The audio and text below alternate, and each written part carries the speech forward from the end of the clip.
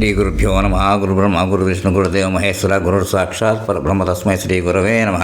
సదాశివ సమారంభం వ్యాసశంకర మధ్యమం ఆస్పదాచార్య పర్యంతం వందే గురు పరాం శ్రీ గురుభ్యో నమ. మహాగణాధిపతి నమ. ఎందరో మహానుభావులు శీర్షికలో ఈసారి ఎపిసోడ్లో ఏమిటంటే స్వర్గీయ శ్రీ బ్రహ్మశ్రీ యమన శంకర శాస్త్రి గారి గురించి చెప్పుకుందామని చెప్పి అనుకుంటున్నాను. ఆయన డీటెయిల్స్ కొన్ని విశేషాలు చెప్తాను. ఆయన సెప్టెంబర్ 23, 1922లో జన్మించారు. డిసెంబర్ 23, 1987లో స్వర్గస్థులయ్యారు. ప్రముఖ వీణ విద్వాంసులు. ఈయన ద్రాక్షారామంలో జన్మించారు.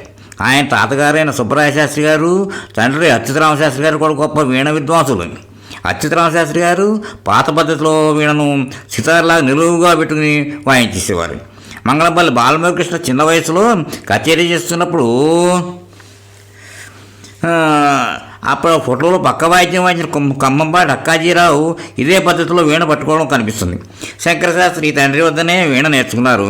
తన 3వ ఏటనే సంగీతం ప్రతిభ కనబరిచిన శంకరశాస్త్రికి సంగీతం వృత్తిగా పనికిరాదని ఆయన తండ్రి అనుకున్నప్పటికీ అదే జరిగింది. కాకినాడ పిఠాపురం రాజా కాలేజీలో డిగ్రీ పుచ్చుకున్నాక ఆయన వైదికుడుగానే జీవితం ప్రారంభించాడు.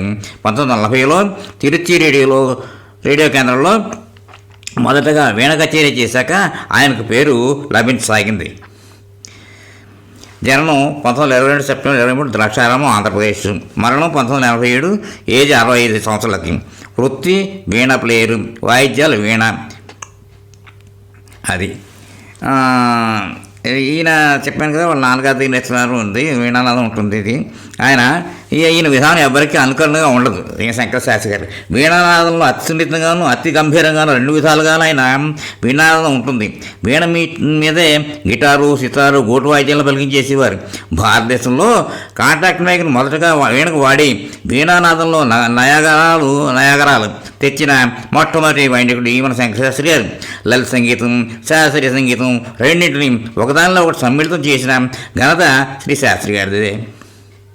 జెమిని స్టూడియోలో వాసన్ గారికి కొంతకాలం పనిచేసి కొన్ని హిందీ సినిమాలకు, కొన్ని తెలుగు సినిమాలకు సంగీత దర్శకులుగా నిలబడగలగటానికి కారణం ఆయనలోని ఆధునికతే.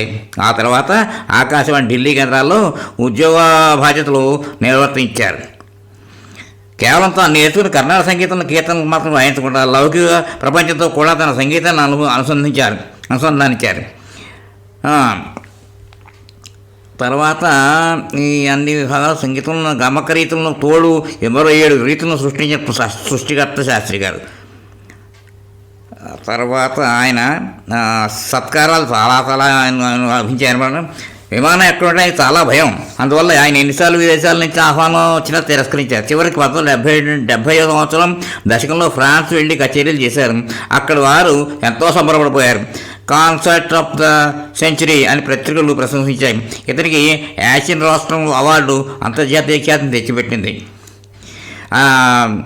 ఆయన శిష్యుల్లో చిట్టిబాబు గారు ప్రముఖులు అనమాట. యాక్చువల్ చెప్పాలంటే ఆయన ఆ కచేరీలో అప్పుడప్పుడు పాటలు కూడా వినిపిస్తూ ఉండేవారు. వీణ మీద అదే సంఖ్యలు పలికించేవారు. మంత్రపుష్పం అంటే చెప్పానే, అది వాయిస్తున్నప్పుడు ప్రజా వంటి పదాలను ఉచ్చరిస్తూ కుడి చేత్తో అందుకు అనుగుణంగా తీగల మీద డబుల్ బిట్ వీసేవారు. ఈ సందర్భాన్ని బట్టి ఆయన అవసరాన్ని బట్టి ఆయన తీగలను కుడి చేత్తో మీటే పద్ధతి గొప్పగా ఉండేది. అది ఆ సంగీతంలో ఓళ్ళాడి చేసేవారు. గమకాలు కాదు, ఏదైనా సేపు చెప్తాను. చాలా బాగా ఉండేది ఈ కచేరీలు అంతా అన్నమాట. ఆయనకి వీళ్ళిద్దరికీ అంటే నాకు తెలిసినంత వరకు కూడా ఇంకా ఉన్నారు, శిష్యులు ఉన్నారు. ఆయనకి చాలామంది పేర్లు మర్చిపోయాను. అలాగని వాళ్ళ అమ్మాయి కూడా గాయత్రి, బేబీ గాయత్రి తర్వాత పెళ్ళి అయింది అనుకోండి. అమ్మాయి ఈమని గాయత్రి తర్వాత ఇంకో వాళ్ళ సిస్టర్ కూడా ఉన్నట్టుంది. ఆవిడ కూడా వాయించింది. బేబీ గాయత్రి కచేరీ రవీంద్ర భారతిలో ఆయన కచేరీకి వెళ్ళిన తర్వాత మళ్ళీ గాయత్రి కచేరీకి కూడా వెళ్ళాను. ఆ అమ్మాయి అప్పటికి 10 ఏళ్ళకి వచ్చేప్పటికి బాగా వాయించిందనమాట. ఎంతెంతో మరి మహానుభావులు వాళ్ళు ఒట్టి సాధకులు కాదు.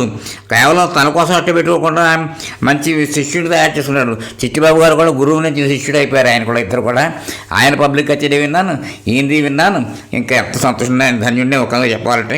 ఎందుకంటే నిజంగా ఆ రోజులు మళ్ళీ వస్తాయా అనిపిస్తుంటుంది ఒక్కోసారి చెప్పాలంటే. ఎంతెంత ఏదైనా ఈయన Sangeet Natak academy award for Karnataka music instrumental veena ఇచ్చారు. దొరికిందన్నమాట ఇంటికి. ఏమని కళ్యాణి లక్ష్మీనారాయణ దేవిమూర్తులు వారసులు అనమాట వాళ్ళకి, ఈ పిల్ల పుట్టిన వాళ్ళు అనమాట. అది ఇంకా ఇంకేమైనా జ్ఞాపకం వస్తుందో చూస్తాను, ఒక్క నిమిషం. తర్వాత బాలమురళీకృష్ణ గారు చెప్పాను. అదే ఇంకా తర్వాత శిష్యులు కూడా ఉన్నారు, నాకు అంత పూర్తిగా ఇప్పుడు ఇది రావట్లేదు. కానీ అంటే త్వరగా చేసేయాలి, పెద్దవాళ్ళ గురించి చెప్పుకోవాలని చెప్పేసి నాకు వచ్చిన అనుభవం అంటే వాళ్ళతో ఉన్నాను కాబట్టి అదే అప్పుడు పురుష సూక్తం వాయించారు. ఇప్పుడు నేను చెప్పాను కదా మంత్రపుష్పం, సరే అప్పుడు పురుష సూక్తం కొంచెం వాయించి పాడారు. అప్పుడు పాడి కొంచెం ఇదనమాట చెప్పి అందరూ చప్పట్లు కొట్టేశారు. అంటే ఆయన అంత బాగా, అంటే వీణకి అది గాంభీరత్వం దాంట్లో ఉంటుంది, వీణలో చాలా బాగా పలుకుతుంది. అక్కడ అలాంటి విషయం అన్నమాట సంస్కృతంలో ఉండి వాటిని చేసేవారు. అంటే కేవలం వీణనే కాదు, అది నేను చెప్పడం తప్పే. ఎందుకు చెప్పాలంటే ఇన్స్ట్రుమెంట్ వాయించి వాయిద్యకాన్ని బట్టి ఉంటుందన్నమాట ఆ ప్రొఫెషన్సీ అనమాట. వాళ్ళు అలా చేయగల సమర్థులే, వాళ్ళు అన్నింటిలోనూ చేయగల మహానుభావులు, ఎందరో మహానుభావులు, అందరికీ వందనాలు. ఇక్కడితోటి ఎపిసోడ్కి విరామం ఇస్తాను, తర్వాత కంటిన్యూ చేస్తాను. స్వస్తి.